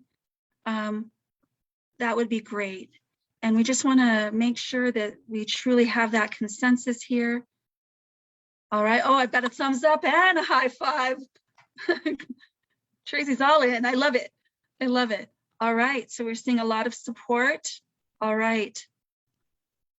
All right. I know that there are some people who are not using a reaction button because you may be guests like myself and not really a member. Is there anybody who has any outstanding clarifying questions? All right. All right, so it looks like we've, there's some pretty strong, you can go ahead and put your hands down, some pretty strong support of this recommendation. And so know that there'll be ongoing opportunities, not only on this recommendation, but on all recommendations as drafts, which really further explain each of these recommendations and the analysis that the subcommittees have come up with of the recommendations. As that moves forward into a draft plan, you all will have opportunities to submit comments or track changes on the document. So please know that we'll keep strengthening all of the recommendations. All right, so the next recommendation was one that was made by the Systems Change Committee, and it was recommendation 4B. And there we were close to a consensus there, but we didn't quite meet it. And with that, I wonder if for 4B, if Delilah or Stephanie might be willing to, oops, that's not true. That one's great. That one's 91.43%. 4A. It's so sad when you can't read your own writing. There you go. So the suggestion here was about seeking and securing funding for capacity building to respond to missing, murdered, and Indigenous women and relative cases. What we learned from the comments was that the biggest question was about capacity building and what was really meant by that, and also thinking that in the recommendation we should exclude the specific example and instead we should write about examples in the draft of the report rather than in the body of the recommendation itself. But with that being said, I wonder if Delilah or Stephanie would be willing just to say a little bit more about the intent with this recommendation. Oh, and Delilah's saying, Stephanie or someone else can provide some update. Yeah, sure. So thank you. So seek and secure funding for capacity building. I think based on our discussion yesterday, we realized that that wording is pretty vague and a little broad. I think what we were thinking about when we were drafting this recommendation is that I think we do need additional funding to support our tribal professionals and the public safety, but I think beyond public safety, anyone who's providing direct services and may have involvement with MMIWR cases. We use the example Tesuque Pueblo, but I think we realized yesterday that the two pueblos that received the funding that we were looking at was Pojoaque and Santa Clara. So I think here what we're thinking is, can the state support our tribal communities better to access those resources? And maybe that comes in the form of training. Maybe it comes in the form of just sharing and providing that information. But essentially, how can we build capacity through access to funding, through training development, and also, as Delilah mentioned in our meeting yesterday, just establishing processes that will streamline some of the communication, with respect to reporting and et cetera. And so I hope I captured that, Chair. If there's anything I missed and you want to plug into the chat, feel free. And if there's other members who want to add to this, please feel free. Thanks, Stephanie. Anybody else want to add? Is there anybody who marked uncertain or you remember skipping this question and you have any additional questions you want to ask above and beyond kind of what's meant by capacity?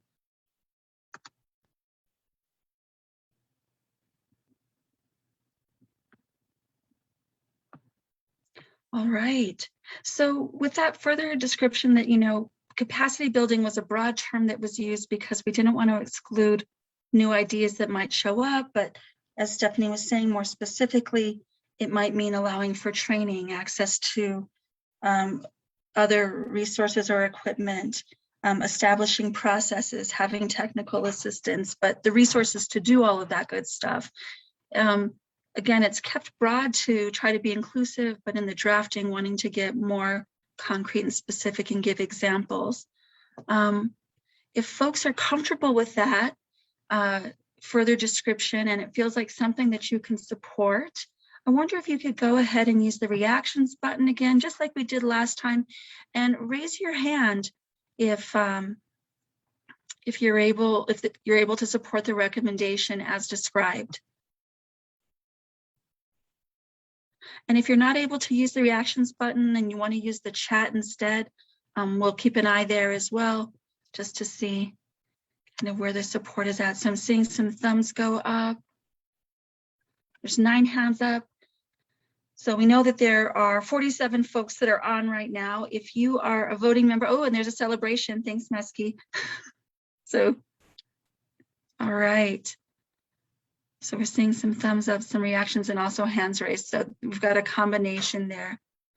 Is there anything about this recommendation and the drafting of it that that you might suggest? All right.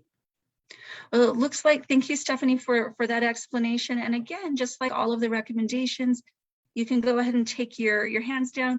In all of the recommendations, there'll be an opportunity as we're drafting the plan to provide additional feedback or ask for additional clarification, because we want this to be the strongest state response plan possible and be the best reflection of the good thinking, good work, and knowledge and experience that you all have. So a little bit about the timing. So we worked together last week or the week before. Like Maddie, all time blurs for me too. I noticed you doing that too. Welcome to it, right? Like recently we had a meeting about the state response plan, and the way that it's going to be drafted is, you know, there will be a letter from the secretary, there will be an introduction, there'll be an executive summary. The executive summary will hit some of the highlights of the recommendations and help people orient themselves to the state response plan. Each category of recommendations will be in its own chapter, and each recommendation will have an explanation. Depending on how complicated it is, it's anywhere from 2 to 5 paragraphs. Each chapter will start with a short story or a vignette that's coming from the point of view, not necessarily of a specific person, but kind of a combined story of here are some shared experiences of people and why these recommendations are so important. So really trying to always center policy recommendations and systems change recommendations in survivors and their families and victims. So it's always, you know, focused on in a people-centered way. And so we remember that, you know, that these hard things we're asking people to do, that we're doing them because of our care and compassion for one another, right? And then within each of those recommendations will also be, there was a recommendation to work with a graphic designer, beautiful idea, to make sure that the tables that you all have developed are easy to read, are easy to follow. So if people want like a sneak peek at the recommendations, they can just read the chart, and if they want to go deeper, that ability to go deeper will be there. So folks are working to have on a draft to have in mid-January, and then at least enough of a draft to be able to share a summary with during people's legislative advocacy work. And then we're thinking that by the end of February, the full report will be not only be drafted, but will be beautifully designed and ready for release. Stephanie, did I miss any important detail on that timeline? Would you help me out with that? I think you got it, Lily. As with everything, we will share draft copies with the subcommittees as well as the general task force for your feedback and any further revisions. And thank you all. We asked you lots of things. We said, hey, point us in the right direction. Are there specific people or organizations or documents that we should be referencing as we're writing about these different sections? And you all were super generous in pulling from your knowledge base and putting those ideas into the survey. If you didn't complete the survey or you have additional ideas, it's not too late. please do be sharing those resources and references, whether they're, written materials or people with IAD staff. It'll be very helpful to us in the drafting, or share them with your chairs. And I see Gerard has his hand raised, and it may still be raised from the vote, and Kelly does as well. So we'll go to Gerard first, and then we'll bounce over to Kelly. Gerard, did you have something to add? It was still raised from the vote. I apologize. No, no worries. Oh, and Kelly took hers down real fast. Okay, so perfect. All right. So thank you all for just double checking. I know that perfect consensus isn't always possible, but you all have to know, I've worked with so many groups on public policy. This level of consensus on 49 recommendations, that's a really big deal. So let's play with our reactions button. Like if we were together, we could be high-fiving around the table, but we can't. And so let's use the little celebration horn. Like toot your own horn. You all have worked super hard in a really detailed way. It's amazing. I hope you're really proud of yourself and the good work that you've all done together. And with that, any co-chairs, is there anything, or chairs, is there anything that you want to say from your subcommittee's perspective about the process or ways that people can continue to support you and the staff in terms of drafting?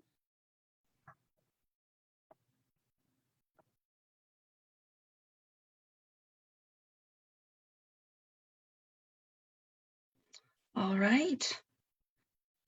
You're coming around the bend then with our meeting. We can go ahead and take the PowerPoint down. Those were the only two that we weren't sure about.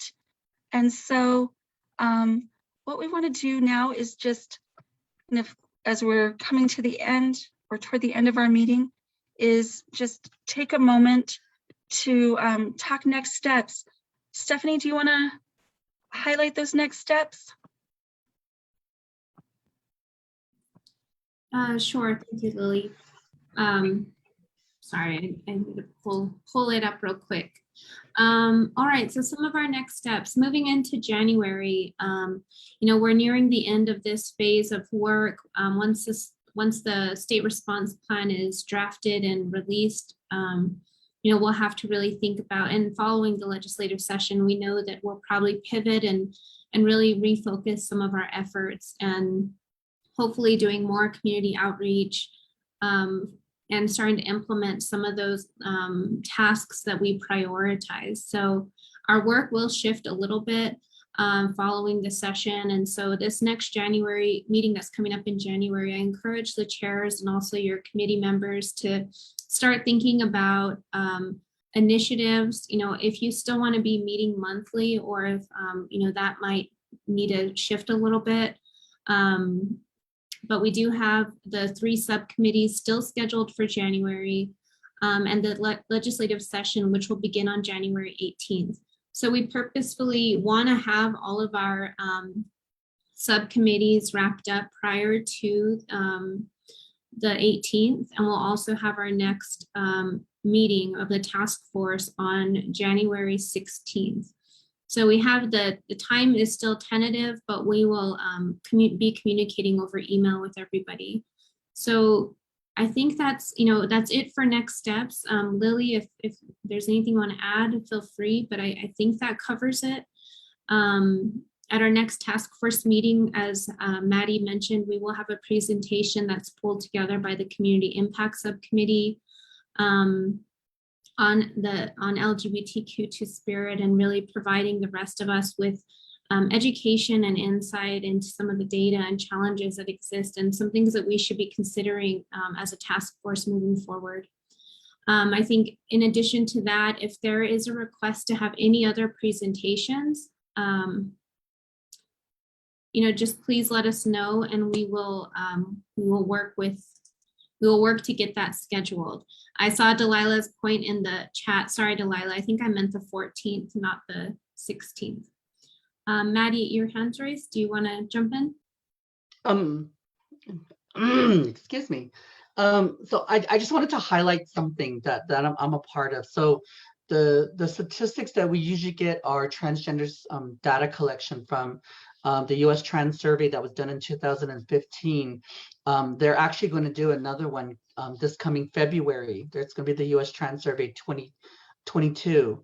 And I'm a part of the Native American subcommittee, and we are looking at doing outreach within our Native communities on getting Native trans people to fill out the survey.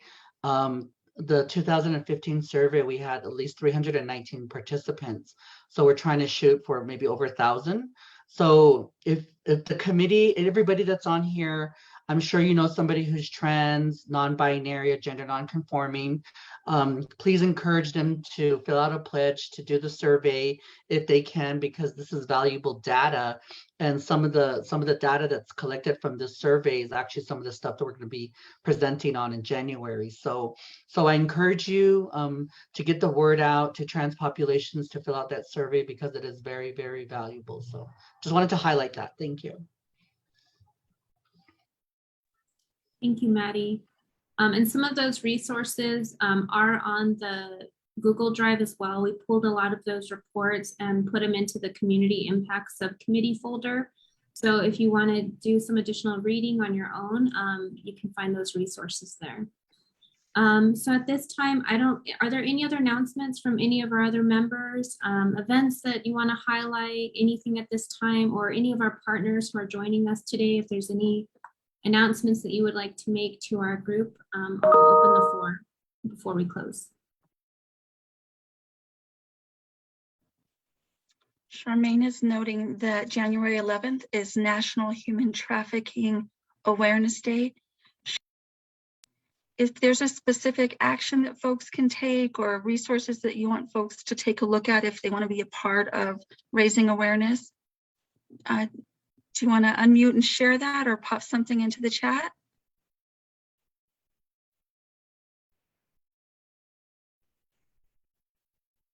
All right, folks, well, stay tuned. You're probably going to see more about that. And then Maddie, thank you for including the survey information in the chat as well. And that people can also take a pledge that they'll do it when the survey comes available. All right, so last call on announcements. Michelle, I had noticed earlier in the meeting, if you're still on, I'd noticed earlier in the meeting that you had raised an issue of having been contacted by a young person that there wasn't a lot of detail, but that you'd received a call about a young person. Did you want to make an announcement about that?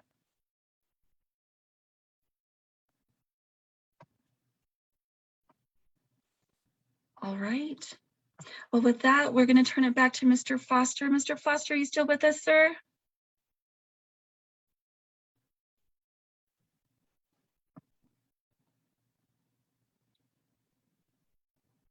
If you are with us and you'd like to lead us in a closing prayer, that would be beautiful.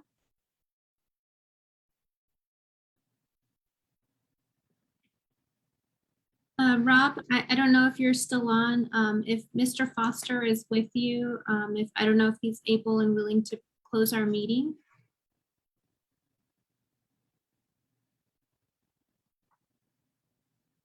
Oh, the mic's not working. All right. They're having some tech challenges. Okay, well, I don't know if there are any volunteers. Oh, he unmuted. Go ahead, Rob.